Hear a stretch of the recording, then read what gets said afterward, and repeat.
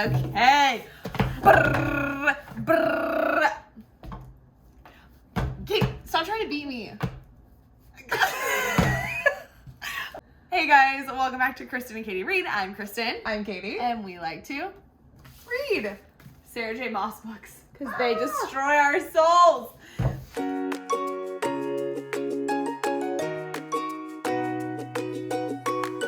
Guys, House of Sky and Breath. Can you say the title? House of Sky and Breath by Sarah J. Maas, Book 2 in Crescent City, has arrived. She's here. She's here and she's fabulous. Although my copy is messed up and it's going back to Amazon, but it's fine. My copy is not messed up. It's practically perfect in every way.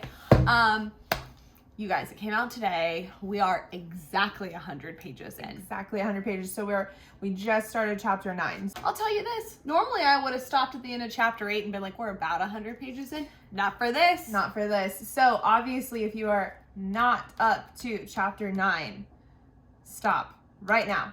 Yes. And come back later. There will be a ton of spoilers in this. We will be discussing this book as well as obviously book 1 of Crescent City, as well as probably any other of Sarah J. Maas's work. Let's just go ahead and put a blanket spoiler warning. We might not discuss it. I just can't imagine a world in which we don't discuss spoilers from those books. Sure. So we're here to discuss specifically the first 100 pages, our reaction to it, and more fun, our predictions for where the book's going. And I have a lot, folks. And we're always right. Okay, so let's dial up that portal that Magnus always makes so beautifully and dive on into some reactions. Some blue sparks. Blue sparks. So, Katie, give us a 30-second rundown of what happens in the first 100 pages. Okay, first off, right off the bat, we have a brand new POV. Her name is Sophie. We find out very quickly that she's half Veneer and that she has a long hidden talent, and she's called a Thunderbird. We are inside a human enslavement camp in Pangaea, and basically this is an escape to get her brother out of captivity. Sophie is captured in the escape, and the Hind, which is the spy catcher for the Asteri, gets her and sends her into the ocean. Now, we're back with Hunt and Bryce. And we think we know from Sophie's point of mind that she has figured out the secret for the downfall of the Asteri. Correct? Correct. We think maybe. More to come. We think maybe. We'll have more to say on that. Pin it. Pin it. We're back with Bryce and Hunt. They are not together officially, and it's wild. For literally no good reason. Bryce offers me no reasons I accept. We'll get there. Pin it. Pin that. They go to a party at Ruin's house. Ruin already being a great time. Absolutely. Absolutely always. A surprise guest comes to the party. Dun dun dun. Bryce's new fiance. What? The Prince of Avalon. Avalon, Faye. which is somewhere else on the planet. We don't know because, spoiler alert, no new maps were given to us. Yeah, I'm gonna need to look at it because I understand that Crescent City is just one city, but can you have kings of every city? I just imagine I think of king as the president of the whole country, but that can't be it. Ruin is the prince of the Valbara Fae. So their whole territory, he's the king. Not just Crescent City. Right. So this guy's another territory. Which, yeah, I wish we had a map. Okay. He so, shows up in style, I might add. I love his entrance. I loved his entrance, but Bryce said repeatedly that he had dead eyes, and so I was kind of out on him. Then, we'll put a pin in that. Why do I think I'm gonna like it? Oh my god, it's the accent. We're listening to the audiobook too. Okay, wait. Okay, so we go. Wait a minute. Wait a minute. We find out that the Autumn King has offered Bryce's hand in marriage to this guy, Prince Cormac, who is Ruin's cousin. So, folks, very close to incest. Put a pin in that. Why does the king want to build up this relationship? He says it's because he wants to. Because the magic is dying. Yeah, he wants to purify the bloodline or keep the bloodline pure. Insults Ruin in the process. Of course. What else do we learn? Okay, so the last big thing that happens for this little rundown is that Bryce and Hunt come home and find Ethan Our baby Holstrom there. Ethan. Sabine has kicked him out of the pack, and he has nowhere to go. Thank goodness he made up with Bryce, and he has somewhere to crash. We also learn who the new Archangel is that is going to be over both Pangira and Crescent City. The Crescent City territory. We don't know much about them yet. They have not really arrived. They haven't been introduced. I think that is right around the corner. Yeah. So I feel like it's still in setup phase and that not a lot's happened, but clearly a lot's happened. Clearly a lot's happened because I left out some stuff that was just kind of like the big things. Yeah. So those are the big things. So, okay. Katie, let's get into our reactions and our thoughts. How are you feeling? I think both of our biggest reactions happen at the same time, and it's Ruin's intro. Ruin, my guy pleasuring women even when he cannot really feel it. Cannot feel it. Okay, also the scene is very like, consent is hot. Like, he's like, as soon as she gives me the okay, I'm going for it. Oh yeah. And I'm here for it. Oh yeah, me too. This is definitely like, I don't want to say it's a Gen Z thing, but it is like happening in their time of being like in charge of like youth culture, of like consent being like so sexy. Yeah. It's just of course good.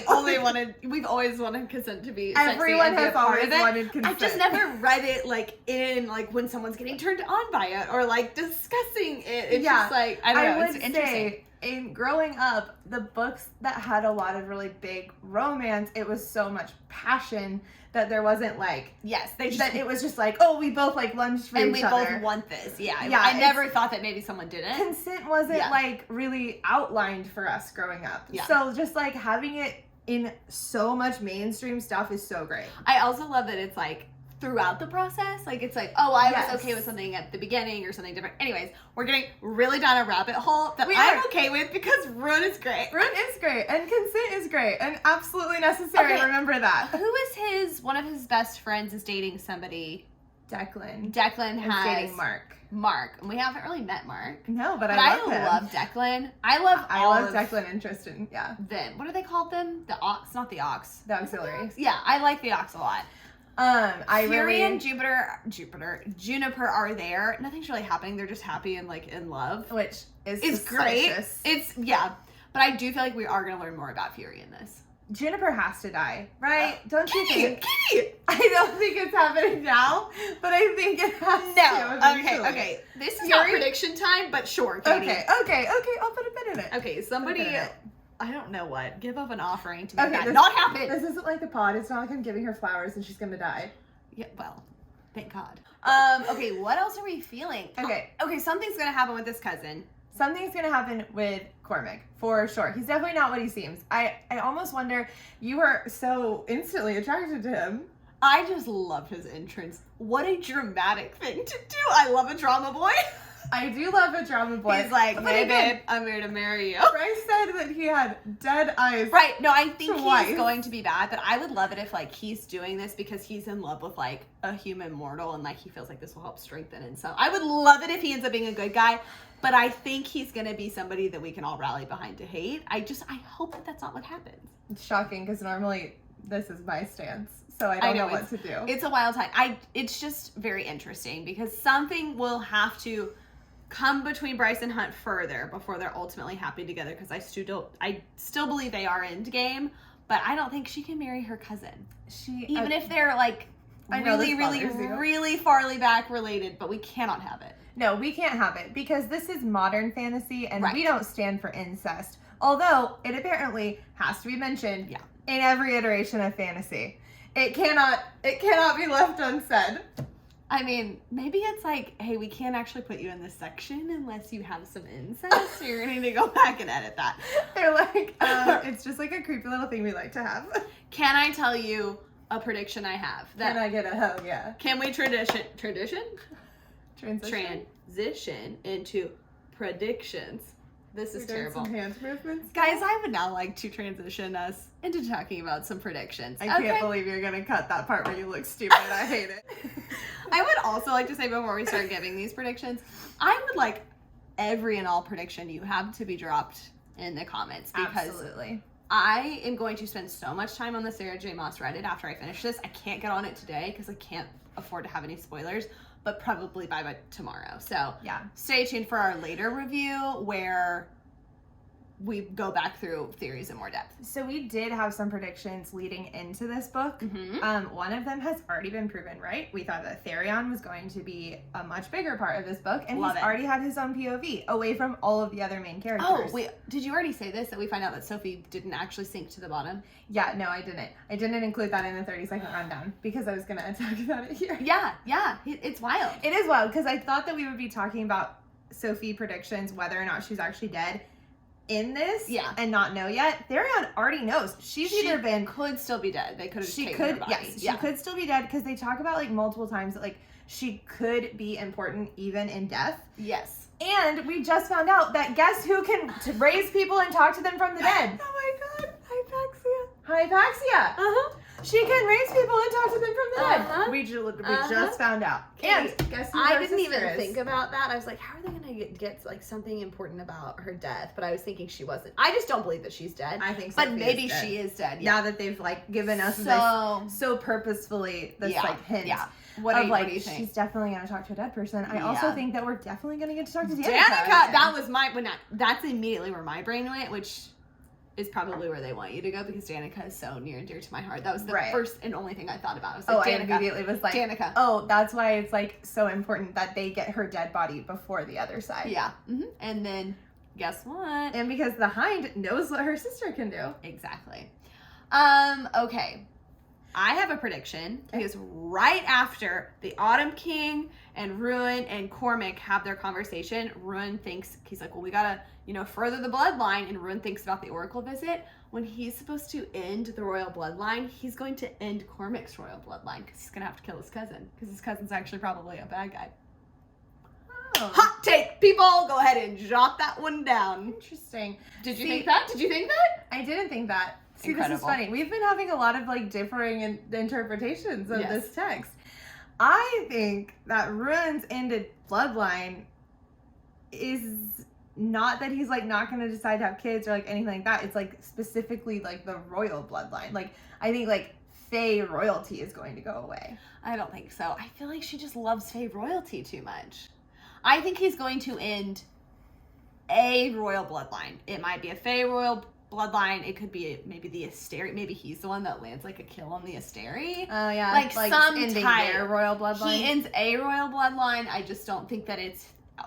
This is not even really a prediction. It's not going to be the interpretation that he thinks. While we're talking about things we didn't necessarily see eye to eye on, let's talk about the intel that Sophie has. Yeah, you guys, the prologue, I feel like there's some very intentionally ambiguous language. Definitely. Because I thought that Sophie had 100% secured the secret that could take down the Asteri, and that she was the only one, and it went with her to the bottom of the ocean. And I was thinking, while I also too, I want to make this clear that for my loved one, I would also make the same choice. Okay. When you do those like things where it's like, okay, do you save your mom trolley? or do you save 20 people? It's the trolley problem. Yeah, the trolley problem.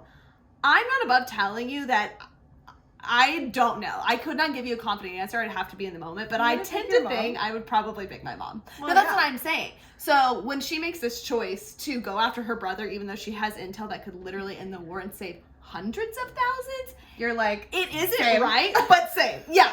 Katie took this text entirely different. I did. I immediately thought she was lying. That she did not get the secret about the Asteri. Immediately. I immediately thought that she was lying. And or whatever the secret was, she managed to like get the intel to her brother somehow. And like that's why she was willing to like stay and sacrifice herself because he and got let away. him go. Because I took it as got like away. At this point, I'm come this far. I'm gonna make sure he gets away, and like I'll go to my grave with this secret. Hopefully they'll figure it out without me. See, now it makes more sense to me now that we've talked about it, and how I wouldn't have thought any different. Now that we've talked about it, and now that we've talked about the fact that there are people like necromancers who can talk to the dead, it makes more sense to me that her brother doesn't know and she purposely didn't tell him to keep him safe. Yeah. And that we're going to get the information through her dead body. Yeah, 100%. See, that now makes more sense to me. Yeah. it's just so wild to go from like that war to like a frat party in Crescent City. It's gonna be really interesting to see a fantasy war in urban fantasy times. Yeah, it's at this scale. Yeah, because like even Harry Potter, which is an urban fantasy, is set off like, you know, the big battles at Hogwarts. There's not like electricity, cell phones, buildings like that. Yeah, it's old school castle that's been around since high fantasy type times, like, you know what I mean, like those types of settings. So I'm excited to see. I loved the battle in the last one, what this would look like. Yeah, like in the old square and stuff. Oh, like yeah, all absolutely. that stuff was so cool. Okay. I also love like a great mix of like guns and swords. Oh, 100%. So fun. Oh, I have another prediction. Okay, so in last book they talked about how the Star Sword had a twin dagger. Yes.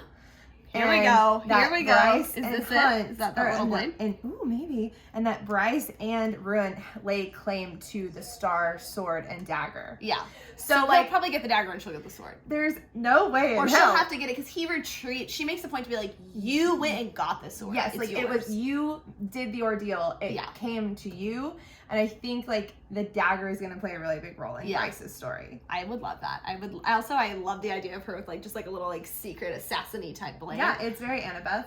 Okay, I want to do some rapid fire with you. Okay. Okay, Katie, are Bryce and Hunt endgame? Yes. Of our main characters and or side characters, people that we know their first and last names. Okay. Who will die in this book? Oh my god. Declan. I hope not. Will Hunt and Bryce fuck on the winter solstice? No, but they will fuck. You think they'll do it before the winter solstice? Yes. Do you think it has anything to do with Feyre's birthday? Yes. You think it has to do with Feyre? I think that not their fucking, but I think Okay. Will we get any other references to the other universes in this book? Yes. That makes me so nervous. I know. Will Adis be in this book? Yes. I'm trying to think of other ones. Will Ruin and Hypaxia get together? Maybe not this book, but yes. I think they have a tangled road. Will Bryce marry Cormac? No. Do you Okay. think yes? I know. I don't know. See, I already think These are my questions that I have. I already think that Sarah is doing a good job of making us think that she's like genuinely thinking about it, because Jessica on the phone is like, were you not comfortable with me calling her Sarah? No, I am. I just thought of something and I'm sorry. Okay. Just to remind me. What was I going to say? Shoot. I started to forget it as I was saying it. Do you ever do that? Yeah. I'm concerned, this is what I was going to say. I'm concerned that we've presented the new Archangel as being so attractive, and like Bryce is going to be jealous of her in some way, and Hunt's worried about hating her, but actually they're going to get close, and I'm concerned. That is a concern of mine. I really don't have a lot of predictions because I still don't quite know where this book is going. See, okay, so my big prediction is that, another prediction that we talked about that hasn't really come up yet, Danica's dad. Danica's dad, I think Danica's the Prime dad will die. I think the Prime will die. Ethan has already brought up the Prime calling Bryce a wolf. Yeah, which I love. Which I love, because especially because like she made the drop with Danica. Yeah. So I think big things. Prime will die. We'll know about Danica's dad. I think Hunt's dad's story has to come up. Yes, or his mom. More about his mom. More about his mom. To come I up. think Ruin might kill Cormac. In this book? Yeah. What else? Your new love? I know. It's hard. I'm the North? Okay, what else do you think? I think that Bryce and Hunt will obviously have to join the rebels. Yes, I think by the book. I think this will end being like, okay, this is now what we're doing. They'll have left Crescent City to join this fight. Yes, I think Therion will get a new love interest because he has a tragic story right now. Yeah, Therion, yikes, my guy. He was too eager for sex, and now it has been his. Hey, who get involved in it? It's been his yoke. Okay, you guys, we're 100 pages in. We've got 700 more. We have so many more thoughts, but we can't possibly share them all. We can't. So this is just our first 100. We will be back at the end of this book to discuss in all of the spoiler details. But let's go out there and get reading, folks. And you know what? Bryce and Ruin, stay incest free. Bye.